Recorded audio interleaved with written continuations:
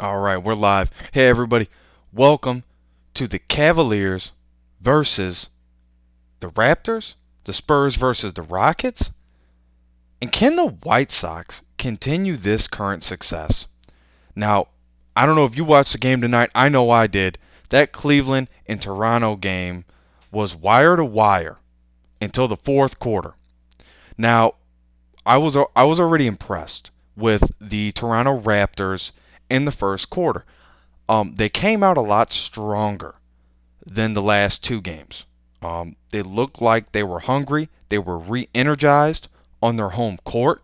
They looked like they were in a position in the first quarter to almost win the first quarter. Cleveland put up 28. Toronto put up 24. Big deal for Toronto to hang with Cleveland right out of the gate. We move into the second quarter. Now you have Toronto, the Raptors, a team that likes to spread out the floor. They're not a fast break team like Cleveland is. But to their credit, Toronto plays an exceptionally well game when it comes to spreading the basketball around. I felt like in the second quarter they were moving the ball around exceptionally well. Cleveland struggled, um, managed 21 points. Okay, now this so far is as good a damn as Toronto has looked against the Cleveland Cavaliers up until the second quarter. Okay, they were rocking and rolling. Um, DeMar DeRozan playing great. It hurts you when you have your point guard and your one of your leaders of your team and Kyle Lowry out. It hurts you. What doesn't hurt you is when other guys step up.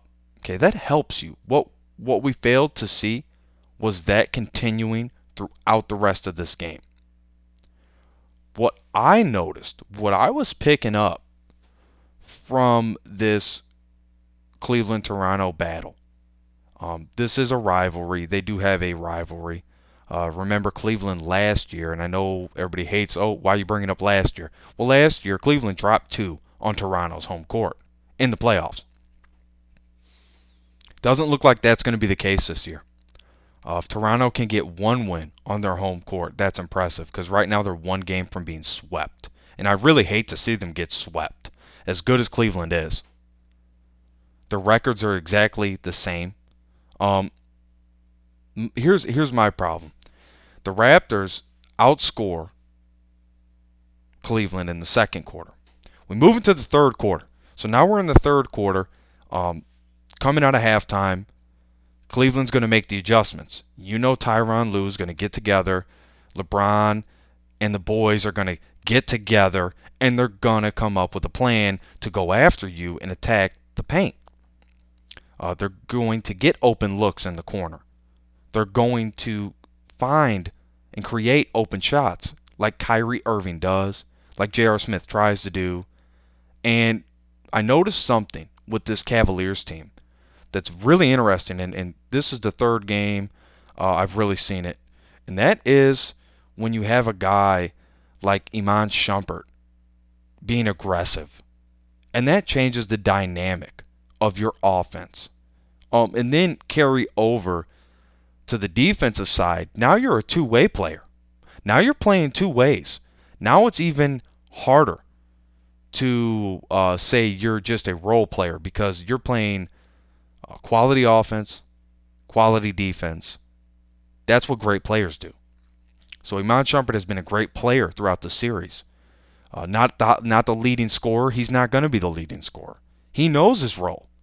The difference with him, is that he is going to attack the basket. He's going to find open lanes, and he's going to take his chances.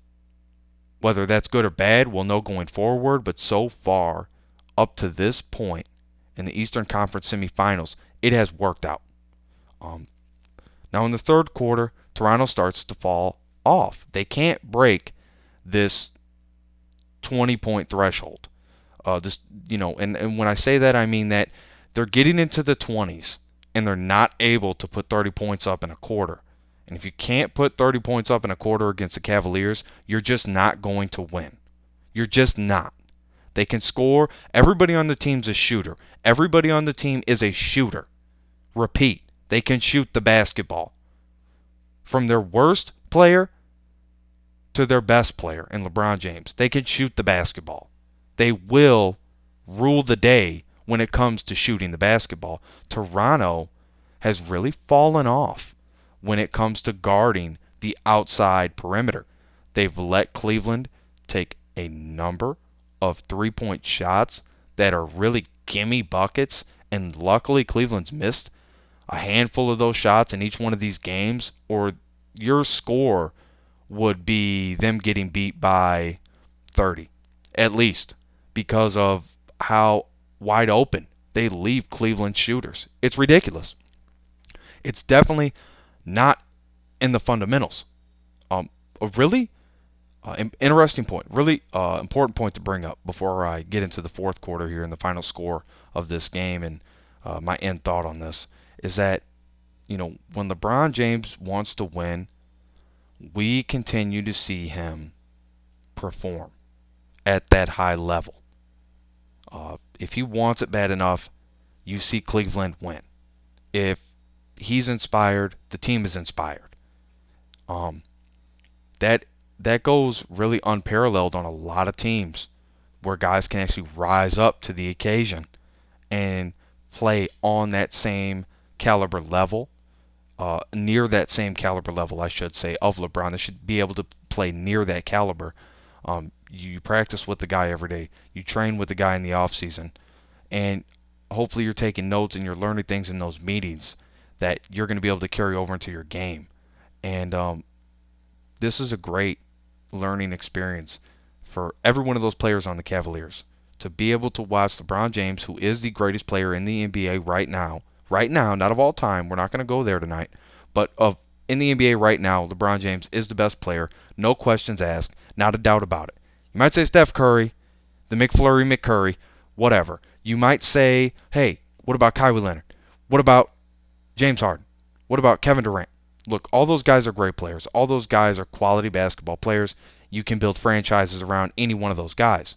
Here's the catch. LeBron continues to win, and boulder past. Okay? He's moving the boulder past you to win these basketball games. This is bigger than basketball to him. This is a legacy to him. On the face, on the earth surface, for face value, it is about basketball. It is about winning basketball games, one game at a time. But really, this is about LeBron's legacy and him being able to win those 6 rings, and even to get on Kobe Bryant's level and win those 5 rings. Now, the fourth quarter, importantly enough, Cleveland outscores Toronto 36-17. You're thinking to yourself, wow, not only could they not break the 20-point threshold, they couldn't not only get out of the 20s, they couldn't even make it to the 20 points. Okay, they gave up. The fourth quarter, Toronto officially threw in the towel. About 2 to 3 minutes left, I had to turn it off because I couldn't stand it anymore. It was too frustrating to watch a second place. Okay, they were the second place team in their division, and you're going to come out and just give up in the fourth quarter. Pathetic, pitiful, sorry excuse for an ending to a basketball game. And part of me almost wishes that was game 4. Part of me almost wishes that was game 4, just so I don't have to see them go back out there and get slaughtered in a game 4.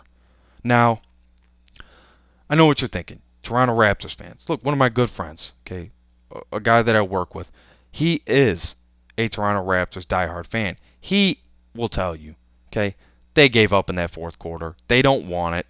And the next game, I wouldn't be surprised if Cleveland wins it by 30 points, 30 or more points. Final score, folks, 115-94. A terrible ending to a basketball game. Plain and simple, a terrible ending. Nothing storybook here. And in Toronto, maybe you say, hey, Cleveland came back from 3 games to nothing. Well, guess what? Toronto is not Cleveland. They're playing Cleveland. So the real issue you're going to have here is if these Raptors can find it deep down enough with the injuries. Everybody's hurt and banged up at this point in the season. The injuries, the injuries, the injuries. We're going to hear it. Folks, we're going to keep hearing it. It's going to be an excuse, and it's a great excuse. You got to have one, so there's your excuse. But to me, no excuses. You showed up until the fourth quarter, and then you decided that it wasn't worth fighting for. We're moving on. Spurs versus the Rockets. Now, the Spurs versus the Rockets, this game was great. It was action-packed all the way through. And even in the second quarter, when Houston couldn't break the 20-point threshold, didn't matter because in the third quarter, they definitely shattered it. And in the fourth quarter, they definitely shattered it. They showed up in 3 out of the 4 quarters, to be fair. San Antonio, I think, showed up in 3 out of the 4 quarters as well. The difference being is they struggled in the first quarter. At the end of the first quarter, San Antonio's down 19-21.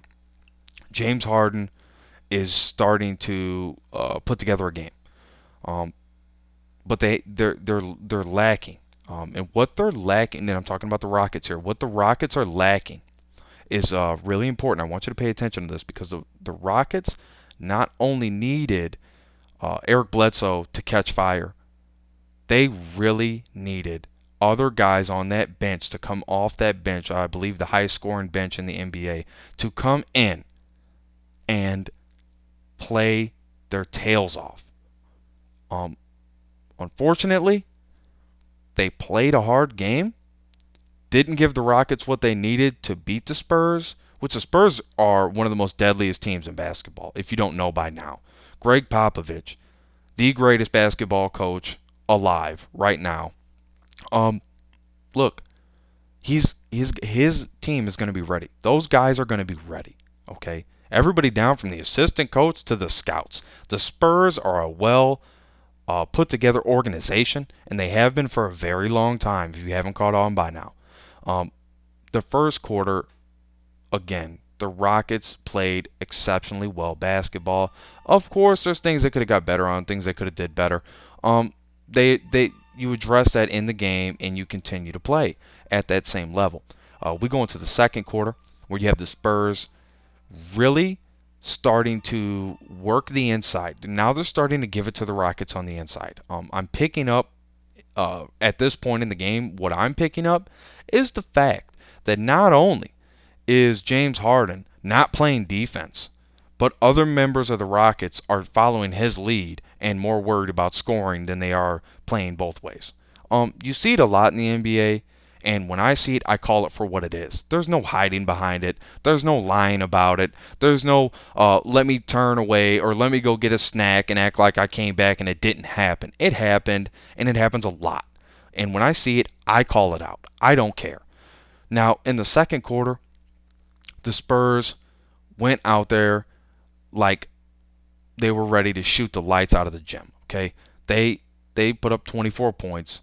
For the Spurs, 24 points in a quarter is good. That's good for the Spurs. That's I would say that's average. It's very close to average if it's not the exact average. Now, the other thing about the Spurs is they're number one in their conference for a reason. Okay, they were number one in their conference for a reason because they obviously are a better basketball team than everybody else in there. No duh. The biggest point I'm driving here with the Spurs is that they can beat you in many different ways, and the Spurs play defense better than every team except two, and those two are the Golden State Warriors and the Cleveland Cavaliers. The Spurs play defense better than any other team besides those two. They proved it again tonight. They held the Rockets under 100 points. In the second quarter, they held Houston to under 20 points. Houston only scored 18 points. They have to stick with San Antonio point for point, shot for shot. Otherwise, when it comes into the fourth quarter, the later quarters, the Spurs are known to be at their best, especially after halftime when Popovich is done giving them an earful. And you know, the other thing about Popovich, just a side note, don't you love watching Popovich's interviews before and after the quarters? And don't you like seeing him after halftime and what he has to say? I mean, I think it's great. And anybody else that doesn't like that, you need to find a sense of humor because it is funny. And he's not trying to be funny. It just is funny. I like that type of humor. I find humor in that. The third quarter comes around. The Rockets wake up. Okay, 27 points. James Harden is really piecing together a game. He's trying to have a historic playoff performance. Okay, he put up 43 tonight. He's trying to have a playoff, just a historic playoff game. San Antonio Spurs. Interesting enough, they score 29 points in the third quarter, matching Houston point for point and even adding two. They raised them two, right? Um, Fourth quarter comes around. Now, so far, it's been a grind. It's been a quality basketball game to watch. A quality basketball game. The Spurs, in the fourth quarter, when they are ready, everybody on the team wants the shot. Everybody on the team knows if it's up to them, they're ready to knock the shot down. Uh, I love the chemistry there. I love watching Kawhi Leonard play, and I love watching Manu Ginobili. I love watching the now LaMarcus Aldridge, opposed to the LaMarcus Aldridge with the Portland Trail Blazers. I like him a lot better now with the Spurs. I'm not a Spurs fan. I just something about him in the Spurs uniform and him on that team, it looks like it makes sense to me. The way he moves, he looks more youthful. He looks like he's more energetic. He's not scared to fire up shots. And in Portland, they relied on him solely. Before you had a lot of these newer breed players coming in, these new generation players come in. You relied on LaMarcus Aldridge. I very well remember that. Now that he's in San Antonio, he's around guys that not only are making a name for themselves, he's around guys that have proven themselves and done it and been there. And that's exactly a good fit and a great mold for him to become a superstar player like he eventually can be. Preventing he has a bad injury history. He has a bad injury history. Now, what I would like to say is that when we get to the fourth quarter, the Spurs put up 31. Houston puts up 26. They couldn't match the Spurs all night except for the first quarter. And if you can't match the Spurs point for point or even raise them one or two in a quarter, you're not going to beat the Spurs. You have to be able to. They're a type of team that will shoot it out. And when Kawhi Leonard wants to catch fire, and if he feels, I'm noticing this from watching Kawhi Leonard play in the playoffs. When he wants to take over the game, Popovich eases off a little bit and lets him take over the game. Now, that's because he doesn't make the mistakes that a lot of other players will, even guys his age, will make. And that mistake is forced shots, missed opportunities, and also not playing both ways. Kawhi Leonard plays both ways, doesn't take forced shots, and he doesn't miss out on open opportunities. Final score 103-92. San Antonio Spurs do sneak by Houston, but overall, if you look at it on paper, San Antonio outclassed Houston. If you look at it in game, James Harden put on a historic performance, and it was a great game to watch. I was very, very happy that this was the second game and not the first game. The first game really became a downer towards the end with the Cavaliers and the Raptors. This game was definitely a upbringing game, an uplifting game, and you didn't know it was over until about maybe under 3 minutes when San Antonio starts to work in that really slow tempo offense where they bring it up the court slow. They move the ball around down to the shot clock, and then they take their shot. Once that starts to happen, their ball control is actually probably almost unmatched when it comes to any other team in the league. Other than that, folks, uh, the Spurs lead the series 2-1. Houston, in my opinion, will win the next game. But this was a big one for San Antonio, and it speaks volumes for a team to be able to come in like San Antonio did. Give them all the credit in the world because they came into Houston, where Houston is, able to, you're a Houston player, you're able to sleep in your own bed. You're able to practice at your facility. You're able to be a lot more comfortable. And the San Antonio Spurs come in and they just beat you. They flat out beat you. But they didn't. They did not outclass you. Houston, I give Mike D'Antoni and James Harden. Patrick Beverley was very energetic, very inspiring for his teammates, and they're going to need that the rest of this series and on if they want a chance to go to the NBA Finals. But first, let's talk about what's relevant, and that's that the Spurs lead this series 2-1. Houston will have their next game against the Spurs, and I don't know right now. In my opinion, I believe that Houston will show up, and Houston will be able to wear down San Antonio in this next game, especially if Tony Parker isn't. Well, they said Tony Parker's out for the season, so Tony Parker being a no-go, that will hurt the Spurs in the long run. If Houston continues to be energetic and continues to have the great output that they do have, then you can see Houston wear down the Spurs and win this series. But the only way they're going to do it is to be tit for tat with San Antonio through 4 quarters. You can't play 3-quarter basketball. You have to play 4-quarter basketball, and who knows, you might have to go to overtime. But if you do that, Houston, you can beat the San Antonio Spurs, and that will be a great thing to put on your resume. Folks, we're moving on. We're going to get to the final segment here. And I'm glad you've been with me this far. I really appreciate it. Please comment, subscribe. We're going to start doing a lot more live videos. We're going to try to have a video up within every 24 hours. Make sure to go check out Facebook, River Street Marketing, and Instagram, River Street Marketing. Now it's time to get into something I really enjoy. Okay, this is something I have a lot of fun with because this is my personal favorite team. There's 2 teams I watch every game of, unless I'm working. That's the Chicago White Sox and the Chicago Bulls. I try to watch every single game.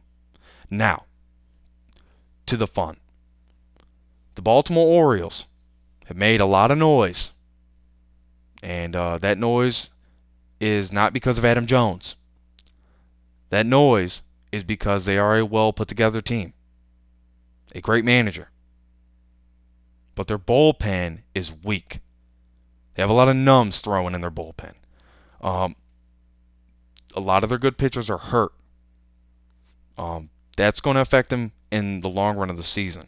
But that will not take away from the fact that they have Chris Davis, J.J. Hardy, Jonathan Shoup, Manny Machado, and Adam Jones. Great hitters, great on-base percentage guys. And then let's not forget Trey Mancini and Mark Trumbo. They're sluggers. They're biggest sluggers. These gentlemen, they have a well put together roster of hitters. Okay, it was no surprise to me that they beat the White Sox today. Okay, the White Sox played a good game, to their credit. They are starting to understand that if their offense catches fire, they're almost unbeatable. From what I've seen in the season. Now, to be granted, they beat up on the Kansas City Royals. Not a very good team this year so far. But if you don't catch on early, good luck catching on late. That's baseball. It's a lot different than any other sport.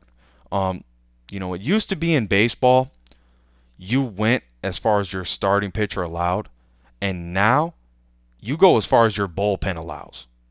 So that's why I don't see the Orioles, putting together a huge run. in making a big push for the far off postseason, but time will tell. Time will tell all things. What I'd like to get into is, yeah, the Orioles beat the White Sox today. Look, baseball is about winning, and it's about bouncing back from losses. What I am very impressed with the White Sox is Derek Holland. What a arm this guy has. Um, of course, I'm impressed with Jose Quintana. That's my favorite pitcher that the White Sox have. But I'm gonna back up from him for a second, and let me shine some light on Derek Holland, the 6'2", 215 pound, and he's a left-hander. So he can switch up. And when you have a guy that can pitch and throw a nasty curve, a nasty slider,